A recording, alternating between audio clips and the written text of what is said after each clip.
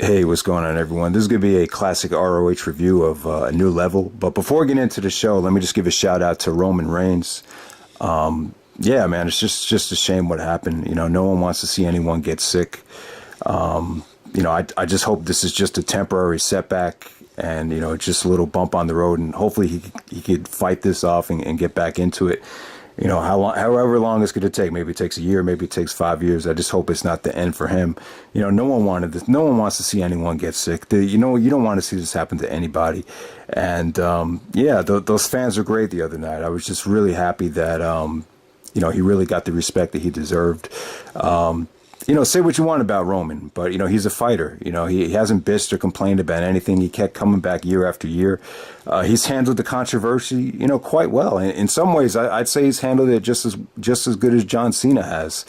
You know, I'm not the biggest fan of the guy. Most of you guys probably aren't the biggest fan, but that doesn't take away from the fact that, you know, you could respect his work ethic. You could respect his perseverance. And, yeah, man, I just hope this is just a little bump in the road for him, but, it's nothing to play around with, man. It's scary, man. It's just, you really haven't seen anything like this to a guy while he's on top of a business, on top of a promotion. So, yeah, I hope he makes it back, man. You know, you don't want to see anyone get sick like that. But, all right, so we're just going to transition to the, you know, probably the most hyped show in Ring of Honor history. This is A New Level. It's the Hammerstein Ballroom debut. And I have to say, like, I don't remember a Ring of Honor show that was this hyped. You know, basically, let me just break it down like this. They were running shows at the Manhattan Center since 2006, Glory by Honor 592, which was incredible. Best show in ROH history. In my opinion, and that show was in September of 2006, the first show at the Manhattan Center, but they actually ran that at the Grand Ballroom. Grand Ballroom is actually upstairs at the Manhattan Center. That's where they used to run like Monday Night Raw back in the early stages, 93, 94. So that's all the way upstairs at the Manhattan Center. When you get into the Manhattan Center on the ground level, that's the Hammerstein Ballroom. That's where they ran ECW One Night Stand. You know, shows like that. ECW used to run there at the latter stages of ECW, and you know, it's a bigger arena. You could fit more people. I think you could fit like over 2,000. And so yeah, this was definitely like one of the most hyped shows in ROH history. I remember when they announced we're finally going to the Hammerstein Ballroom. It was like, whoa. But with this show right here, I would say that, you know, it's not a bad show at all, but I would just say this is probably the most disappointing show in Ring of Honor history when you consider how hyped this was. A lot of it has to do with the main event, but let's break it down. I just thought, like, you know, sometimes, you know, timing is everything, and you know, sometimes the storylines are only going to allow you to be as creative as possible when putting together a great card. And they kind of just stuck with what the storylines were. They didn't try to alter the card to kind of make it, you know, this is going to be our biggest show ever, so let's just stack the card as much as we could. And so yeah, they kind of ran into a lot of problems with putting together this card in order to kind of, you know, keep the storylines making sense, if that makes any sense. So let's get right down to it. The first match tonight was Roderick Strong, Erick Stevens, and Go Shiozaki for the FIP World title.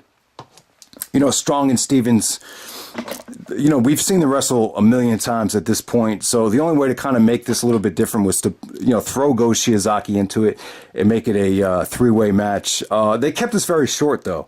You know, when you have three beefy, bigger guys in the ring, you kind of have to micromanage the time here. So it didn't go over 10 minutes, just a lot of chopping. You basically had three guys just staring at each other, just exchanging chops, a lot of suplexes, a lot of, you know, big bully moves from all three guys. But fun, though. Fun, entertaining, hot crowd. You know, didn't overstay its welcome. Roderick gets the schoolboy victory out of nowhere to kind of antagonize Erick Stevens as they set up their fight without honor for the next pay-per-view, which was Respect is Earned 2. So next up, we had Kevin Steen and El Generico taking on Davey Richards and Rocky Romero of the No Remorse Corps. This was kind of like Davey Richards' last match before he went through the transformation. After this, you know, during the summer of 2008, he went out to Japan and got himself in better shape and came back with a vengeance with the American Wolves. But this was kind of Davey's farewell with the No Remorse Corps before he turned on Roderick Strong. But, you know, this is probably the most fun match of the night. I remember I was in the crowd, and, you know, not a great experience from a live attendance standpoint. You know, with this show right here, you could kind of tell that they, you know, they were trying to appeal to the masses here, and the show was kind of like the introduction to kind of the non-ROH fan base starting to come to the shows. So you saw a lot of that on this show, which kind of took away from it. But with this match right here, I just remember everyone was into it. Everyone had a good time. Even the security guards, I remember, were kind of laughing and, you know, had a good time watching this match. So that shows you how good it was. This was like Steen and Generico, you know, trying to make their way back into the world title scene or tag team title picture. Steen actually said this is just step one in Steen and Generico's quest for the ROH tag team titles. So Steen had this, you know, guarantee that the next time, you know, Steen and Generico came to Dayton, Ohio, he guaranteed that crowd that they have tag team titles. So anytime you do that, you're kind of spoiling the results down the road or with the booking. And that's exactly what happened. Steen and Generico eventually won the tag team titles later on that year in September. But, you know, this is just, you know, this is just Steen and Generico back in the good old days when they were on good terms and everything was great between them. Generico and Steen, just groundbreaking, you know, tag team work from both guys. Generico hits the brainbuster to get the victory there. Just really good stuff from Davey and Romero as well. Just the fun vintage ROH tag team action. Next up, you got probably one of the biggest babyface turns in ROH history here. We have Chris Hero and Brent Albright taking on Jack Evans and Jigsaw, taking on Delirious and Pelle Primeau. So this match is kind of all over the place. It was kind of like a spot fest.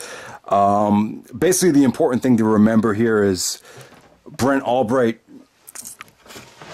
accidentally hit Chris Hero, and Chris Hero was pinned by Delirious, which pissed Chris Hero off, and that led to the transformation of Hero into the knockout artist. But bottom line was Larry Sweeney and Sweet and Sour at ringside, and Sweeney was like, unacceptable. And he blamed the loss on Brent Albright. He said the only way you could stay in Sweet and Sour is if you beat up Bobby Dempsey. For those that don't remember, Bobby Dempsey was a really fat kid from the ROH wrestling school, blonde hair, you know, really out of shape. But, you know, Sweet and Sour kept him in the stable because they wanted to prove that they could morph him into a great athlete.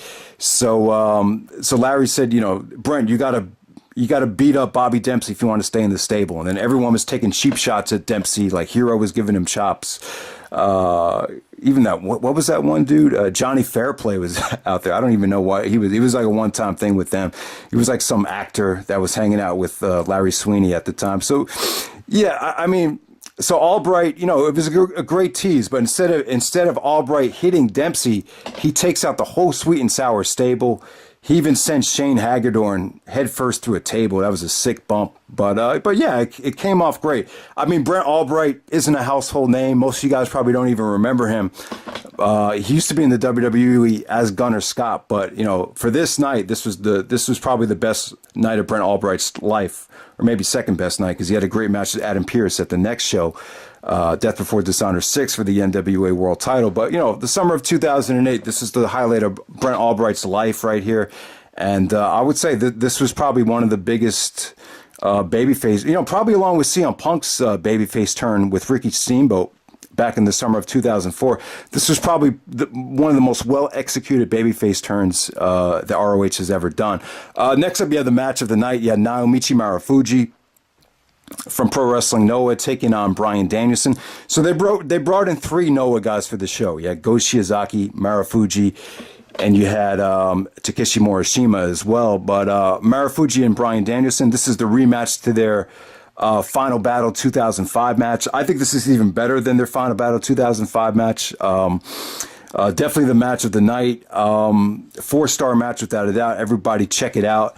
I just thought here the counters to it seems like Marufuji and Kenta, these were the best guys at countering the cattle mutilation, just the creativity out of the cattle. was great for this match. Marufuji actually goes for the the Rob Van Dam, Shane McMahon, Van Terminator coast to coast without the chair, but Danielson did a great counter to that, to the coast to coast, and put him in the cattle mutilation. Then Marufuji did a beautiful counter out of the cattle into a dragon suplex. Then Danielson hits a dragon suplex, goes for the elbows, and Marufuji actually counters the elbows into his own set of elbows. This is like the only time you hear Marufuji get booed would be against Bryan Danielson. But yeah, just tremendous stuff. Great counters to the springboard lariat here from Marufuji. They actually played this match in fast forward speed, and it just came off awesome at the end of the show. But for as good as the match was, I think it could have been better, and but nowhere near as good as Kenta and Danielson. So you're always going to compare Marufuji to Kenta. So definitely, even though it was the match of the night, I was still kind of disappointed by it. I think for this show right here, it should have been better promoted. I think they should have had, more of a platform, and I think it should have gotten more time too. You know what? In retrospect, I would have made this the main event. I would have said best in the world showdown, Marufuji versus Bryan Danielson. No title on the line, but I think the way to go for this show would have been to put this as the main event. At the time, the ROH title was so prestigious that it was gonna piss a lot of people off if you didn't put the title in the main event. I'm sure Nigel probably would have been pissed too, but the main event just kind of fell flat. And I just think in retrospect, if this is supposed to be the biggest show ever in ROH, I'd say Marufuji and Danielson should have been the main event. They should have tried to make this like a Wrestle Kingdom type of, 5-star match, maybe even go 35, 40 minutes, really, really get the fans invested. And I thought it could have gotten more time too. I thought these, for as good as the match was, I just think it could have been better. Because it's a great match and everything. It's the best Marufuji Danielson match, but no one talks about it as like one of Bryan Danielson's best matches. So next up we have Takeshi Morishima taking on the Necro Butcher. Really, when people saw this card on the ROH message board, it was kind of underwhelming. The card isn't great. I would have liked to have switched around this card. But it's not that easy though. Like if you're a booker of a company, especially when you're working with Pro Wrestling Noah, you run into roadblocks. At the time, Morishima was the Pro Wrestling Noah champion, the GHC heavyweight champion at that time. So, whenever you have a guy as a champion, he's not allowed to do any jobs. You want to keep, the other promotion is going to be very picky about who he works with. So they put him against the Necro Butcher. This way, Morishima doesn't go over any of the bigger stars, and you can kind of feed him to a guy that, is really not that valuable to the roster. I remember there was even people joking on the message board, like I wonder how these discussions went in Japan. Like, who's our great GHC heavyweight champion going to face at the historic Hammerstein show? And then someone was like, "Oh, actually, we're going to put him against the biggest piece of shit on the roster, the Necro Butcher." So yeah, I don't know, man. Necro's a great brawler, though. He could take a lot of punishment. So I could see from that standpoint that the match kind of made sense. Necro was able to hang in there with Morishima, gave him a lot of stiff punches. There was actually a brutal backdrop suplex from Morishima through a chair off the top turnbuckle. That was pretty crazy. And, Necro Butcher did take a lot of punishment, took a lot of lariats. He actually took an unprotected chair shot. So the match wasn't bad at all. But, whenever you book a monster talent like Morishima on a show like this, you would just expect he would have had a better opponent. But, at the time, Morishima was still champion, and it kind of allowed them to kind of build up gradually to the final battle main event instead of rushing Morishima and Danielson on this show. So there we go with that. So next up we have Jay Briscoe and Austin Aries. Austin Aries kind of being a substitute teacher here for Mark Briscoe. Mark Briscoe actually had a broken wrist. So they take on the Age of the Fall, Jimmy Jacobs and Tyler Black. This was during the heart of the whole Jimmy Jacobs and Austin Aries hatred and tension here. So the match is pretty much mostly about them. Jacobs and Aries took some sick table bumps here. This got pretty bloody with Jay Briscoe bleeding from the forehead. He actually spit blood into the crowd. That's how sick it was. So yeah, a lot of table bumps, a lot of wackiness and craziness, a lot of high spots going on here. Tyler Black actually took a spike Doomsday pile driver from Jay and Austin Aries for a nice kick out. And then all of a sudden, Mark Briscoe comes out of nowhere to make the save and helps Jay Briscoe retain the tag team titles. So the Briscoes actually, I think they had to go to the hospital here because I think Jay was losing too much blood. So they kind of left Austin Aries out for dead, and Jimmy Jacobs got on the microphone and threatened to spike Austin Aries, and he just said, great mic work from Jimmy Jacobs though. I thought he really showed a lot of potential and promise as a heel. To be in this kind of atmosphere and this type of environment, to kind of, take the microphone and really get the fans to, get that heated. I think it's one of the proudest moments of Jimmy Jacobs' career. It really had a lot of tension. It really took the feud to the next level. And it was a great beatdown by Age of the Fall on Austin Aries. So there we go with that. Next up, we move on to the main event. We have Nigel McGuinness taking on Claudio Castagnoli. And I would say this is probably the most disappointing Ring of Honor main event of all time. I really think it is. Leading up to this match, Claudio talked about how, America is the land of opportunity. He's a foreigner just like Nigel, and he's trying to make a name for himself. Nigel took a lot of cheap shots at Claudio. Claudio started to go bald leading up to this match, so he actually called him Baldio. He said that you're just a mid-card talent that goes out there and says, hey, because it's easy and you're not a main eventer like me. And there was a lot of good tension in the video wires. But this match right here, it was just, I don't know, the chemistry wasn't great. I just felt like it was a little bit clunky in the beginning. I don't know. The match had a great atmosphere, though, because, the title was so prestigious. Nigel got a lot of heat. There was fuck you, Nigel chants, same old shit chants. He kind of got the John Cena one night stand treatment to just kind of knock it down 10 digits on the volume scale. But it's still a good crowd. The match still had its moments, though, when Claudio did the King of Swing, when he hit the European uppercut, when he hit the Ricola bomb. The crowd was clearly behind him, but at the same time, it was more of an anti-Nigel crowd than a pro-Claudio crowd. Nigel hits a lariat. Claudio kicks out. Nigel transitions to the London Dungeon, and then Claudio taps out like immediately, and the fans started booing like crazy. They just kind of went home disappointing. And watching this match back, I could see what they were trying to do. They wanted to make Claudio a heel automatically at the next show. There's no way you could be a babyface and tap out that quickly. So obviously they wanted to get Claudio back to being a heel. Leading up down to summertime, so he could start feuding with Bryan Danielson, and the heel turn worked out really well. It's pretty good long-term booking, I would say. But at the same time, when you look at this show from top to bottom, the show could have been a lot better. It's not one of the best shows in ROH history. For a show as historic as it is, it just really falls flat. I don't even think I'll give this like an 8.0. This is more of like a 7.25, 7.5, 7.75. It's in that range. So yeah, man, I don't know if this is a direct correlation to a lot of the changes that were made with the booking, but I don't think it helped anything. I don't know, man. I mean, the next two shows at the Hammerstein were great, though.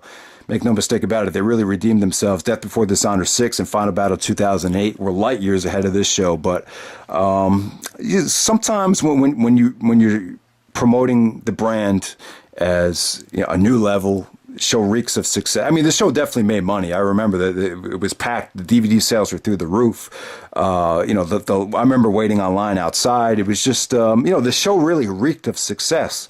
But sometimes when you don't capitalize on it and take advantage of it, it doesn't set a good tone for the months to come, so yeah, it might have had something to do with the booking changes. But that's pretty much it, guys. Shout out to Roman Reigns, and yeah, man, a new level. If you haven't seen it yet, definitely check it out. All right.